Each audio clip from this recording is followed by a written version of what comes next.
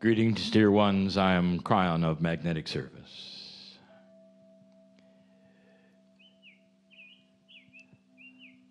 This is the second time that we come before you in this magic place.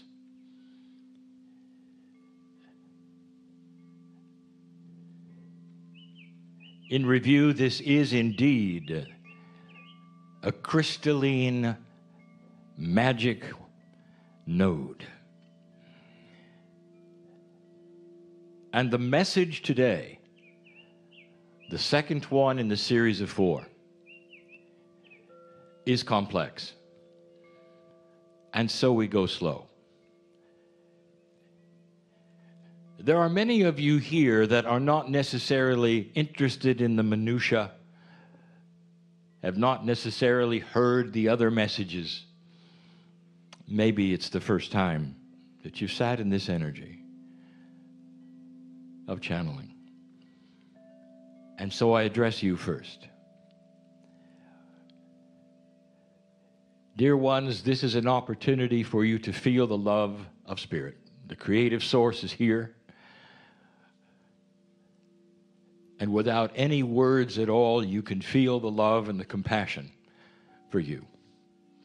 There is no agenda. You can sit in this energy and have a healing if you wish on your own.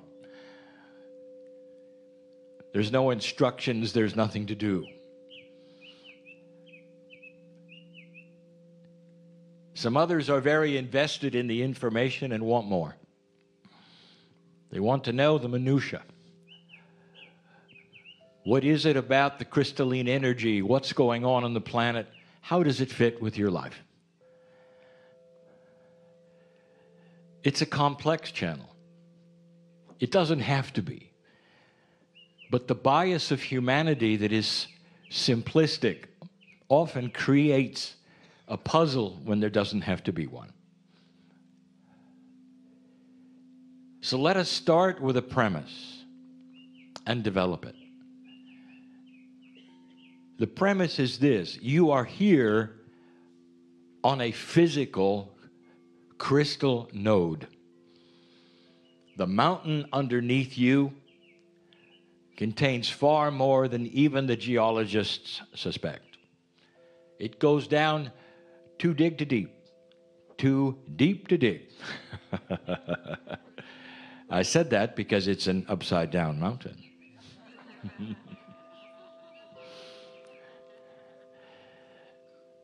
And so it would surprise even those who are the experts how much is here. And it affects the planet. It affects the planet especially metaphysically. But this is physical. And the attributes of the physical quartz crystal we will speak more of in just a moment. The second thing we discuss, which is totally and completely apart from the physical, is the crystalline grid of the planet. That is not physical.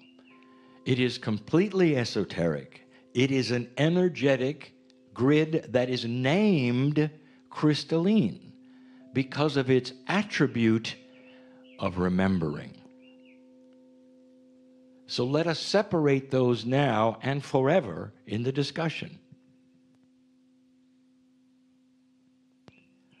The quartz crystal that you look at, that you mine, that you're working with today, that we speak of as the node itself, is physical.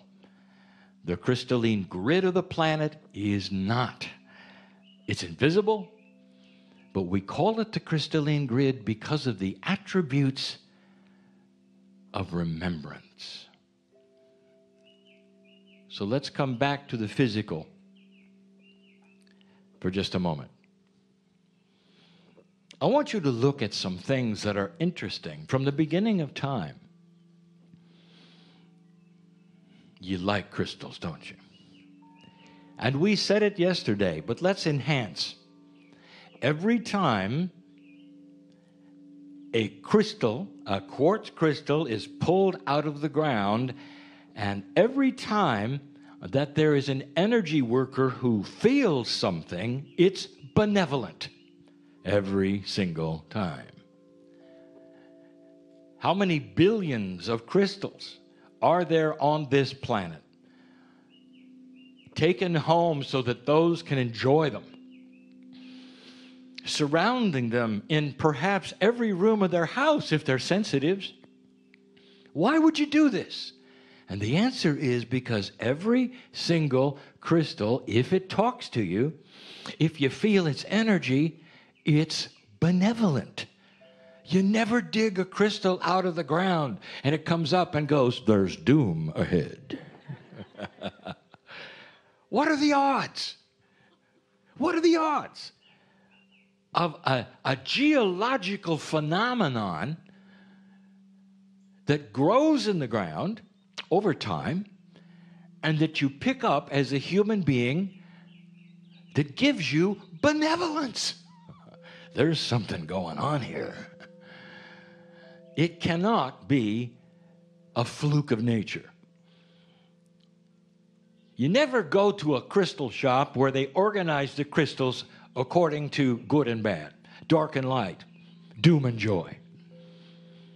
Every single crystal, no matter what type it is or the attributes it might have that are geological, is benevolent. It sings to you. Some talk to you.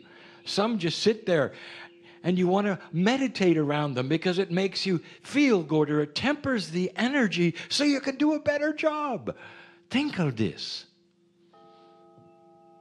In the last few years, you've even started to categorize the crystals metaphysically. Have you heard of the Lemurian crystal? Now, according to the steward of the land, a Lemurian crystal is not a geological denotation. It's an energetic one. And isn't it interesting, the name that you chose? Lemurian crystal. Why that? And the reason, dear ones, is because an energy worker, an old soul, even though they may disagree what and where Lemuria was, it is a concept of original beginnings. So humanity is even starting to awaken to a new potential of what the crystals are trying to say. A Lemurian crystal, by the way, is identifiable, according to the steward of the land, by that which is physical. And yet it is an esoteric designation. You're getting close to understanding a bit more about what they're trying to say to you. All of them are benevolent. Every single one. From the smallest to the largest. In a few moments, many of you will get into a vehicle and go to that where the dig is, where you're allowed to walk around, where you're allowed to actually relate to them in the ground. This is special. You will find some. You might actually put some back. Why would you do that? And the answer is, some have different messages. Some have different owners. How about that? Do they ally then with the consciousness of an individual human being? Now, do I have to tell you yes or no to a group like this? They call to you. There are a lot more crystals than there are humans. And so many can call in specific ways. It's a delightful idea. It's what brings you here. It's what puts a smile on your face when you look at them. That's the crystal that is physical.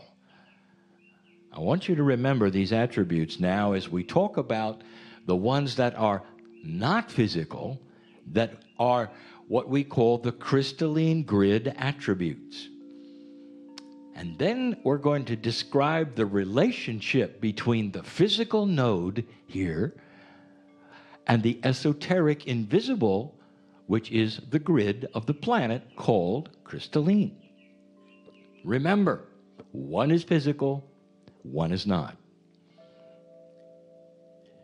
What is the crystalline grid? We have taught it, we have described it, but here in this node is where it all comes together. I want to give you a story so you really understand what the crystalline grid is for and what it does and how it works. Imagine, in this very land, imagine a battle. Often it's brother against brother. It's the Civil War. Imagine that you are in this war and you are a soldier and you're not a warrior. You're probably a farmer. You're handed a weapon, you represent an idea. You're put on the battlefield, given a uniform that probably doesn't fit. Some of you get shoes, some of you don't. Right away in the battle, the bullet finds its mark and you know you are mortally wounded. You fall to the dirt. I want to tell you something. All men and women, they die differently. That there's one thing you have in common. In those last moments of death, you forget the battle. You don't care who wins. You feel the blood leaving, the life force is going, and it's true what they say, that the soul and the brain cooperate to slow things down for a moment or two. And the thing you think about is not the battle, and your ears don't hear anymore.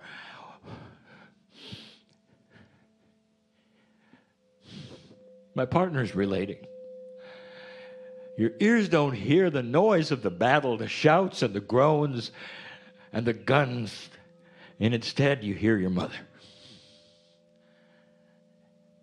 And love takes over. No matter what they say in the last moments of death, love and compassion win. And even though you're hurting, even though your mouth might be moaning, your soul and your brain are going over.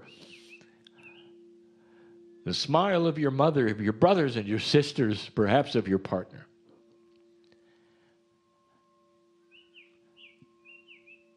There's drama there. The death that occurs, and then all is quiet. And on these battlefields of this Civil War, there are tens of thousands of these stories. Now, I want to ask you something, human being, right now, today. Some of you have walked into those battlefields because they have been preserved as monuments of what put this country in an attitude that it has today. And if you're a sensitive and you walked into that battlefield, question, did you feel anything? And some of you say, oh yeah. Some of you were uncomfortable because your Akash is starting to reveal things. Some of you who didn't have an experience there felt it anyway. Question, for you to ponder what's going on that you would feel anything at all. Did the dirt have a memory? Did it play back? Did you hit a button? Did you see a video? And the answer is actually yes. That's what the crystalline grid does. It remembers the most dramatic things in history that have happened. It's not just in the battlefields. I'm speaking of what you would call the American continent, right here, right now. I would like to talk about that.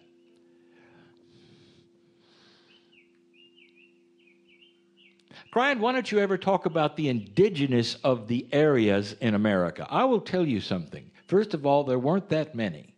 Second of all, they were allied with the land. They knew Gaia.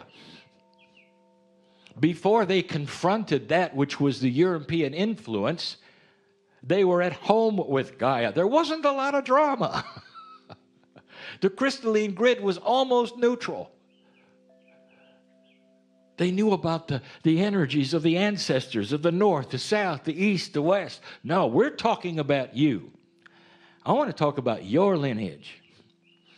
Women, listen, because this is in your Akash. If you're here as an American, this is in your Akash. Listen. Imagine a journey that might have lasted years, where you go from east to west, and where it's so common that you would have children that you lose.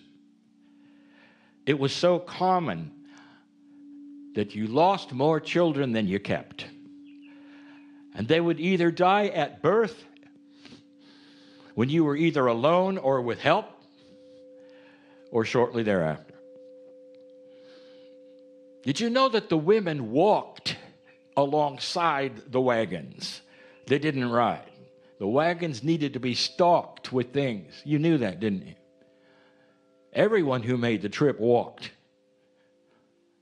The women had it especially tough.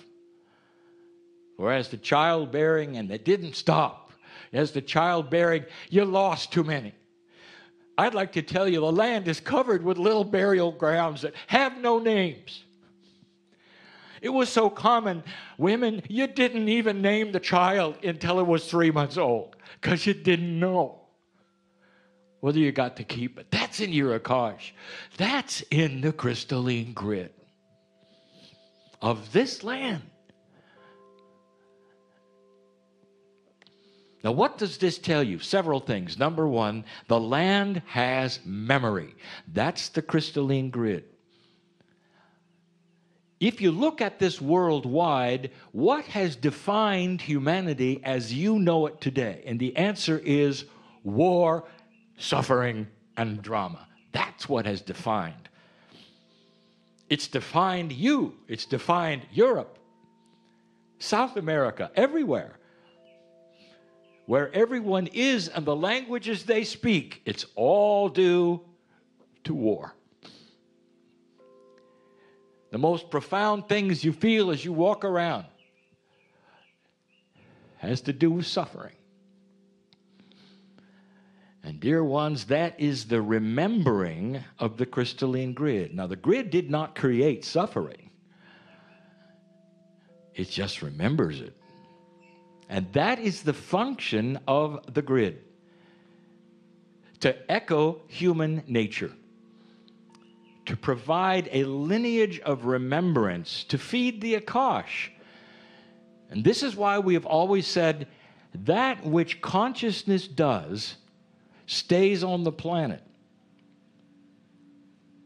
Suddenly, you have a shift.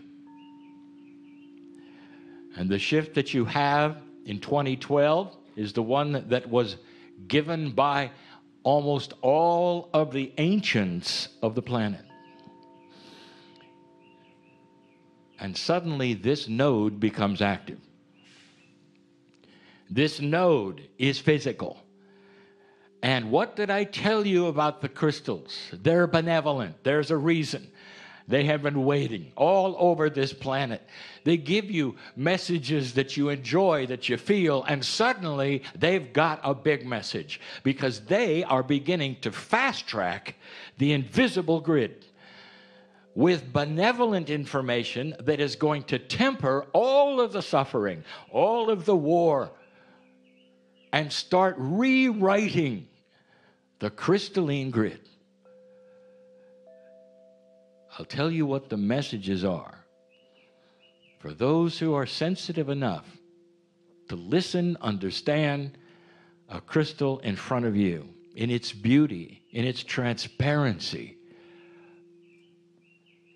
the message is difficult. It's the rewriting of the future. Rewriting of the future.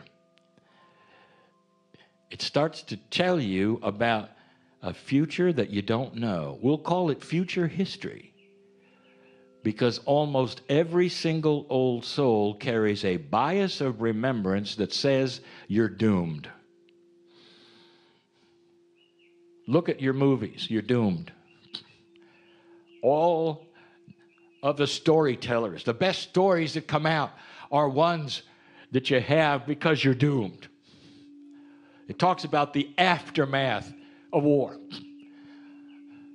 Show me the movies, the stories, the books that talk about a new planet that has no war, about the puzzles that might be there, of the benevolence, of the compassion, of the beauty. They're nowhere yet, but they will be, because when the grid has been rewritten by this node you're sitting on, and the fast track that's coming, your crystals are going to start talking to you, and they're going to say, you have no idea where you're going. It's beautiful. Rewrite that which you consider is your future. Listen, this is so powerful that precogs, those who sense the future, are still sensing an old future.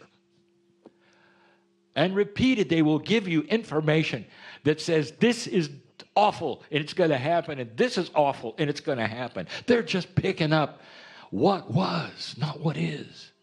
And that's why this node is working the way it is. One more thing.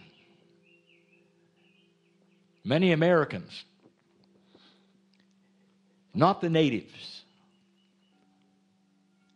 the ones that came in the last 200 years, many of them say, we have really no ancestors. Dear Kryon, how can we honor the ancestors when we don't really have any? We're from everywhere. Let me redefine your ancestors, American. The ones in the battlefield, the mothers walking alongside the wagons, the families who didn't make it, the ones who did. You can have ancestors that are only 200 years old. Those are your ancestors.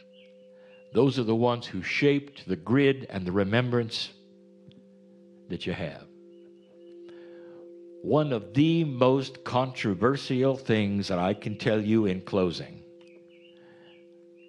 is that these episodes on the invisible crystalline grid have so much impact to a sensitive, even to non-sensitives, that if something unusually tragic happens in a home, that particular energy will stay there quite often, even after the home has been destroyed.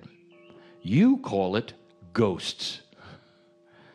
It's a playback system of the crystalline grid. On a certain date, a certain time, a certain frequency, you can measure it. Instruments will see it. Sometimes you will. The difference between a ghost and what you might call something else that has energy is that this particular episode you cannot interface with. It doesn't talk to you. It simply plays out and plays out and plays out. Nobody's trapped. There are no entities there. It's an esoteric video. And you can count on it. You can set up your instruments and your cameras and capture it. That's the crystalline grid. By the way, when it comes to things that go bump in the night, you have no idea what you're seeing. None. Humans categorize them all into one thing: unusual. Some of them are physics, some of them are normal.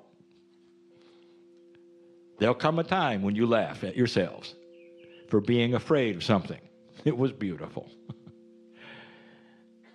And then you'll understand someday, when you can see multidimensional things, exactly what's going on.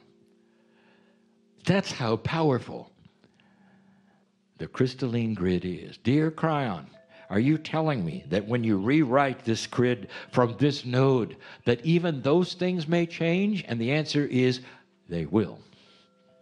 You're going to start seeing it. Hauntings that are no more.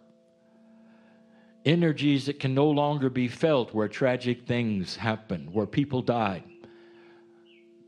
Flowers that grow where flowers never grew before. The sun comes out in dark places. This is the prediction of the planet past 2012. It's the reason for this place. It's always been here, waiting. The message to you, specifically, rewrite your future. Now the crystals in your home and all around you aren't just benevolent. The message is clear. Do you have a doom bias? Clean it up. Because you're not going to get to that future yet that is there when you're always expecting the other shoe to drop, when you're always expecting something bad. What is your bias about your life? What's the bias about your age? All of this can be rewritten. And this is the place that'll do it.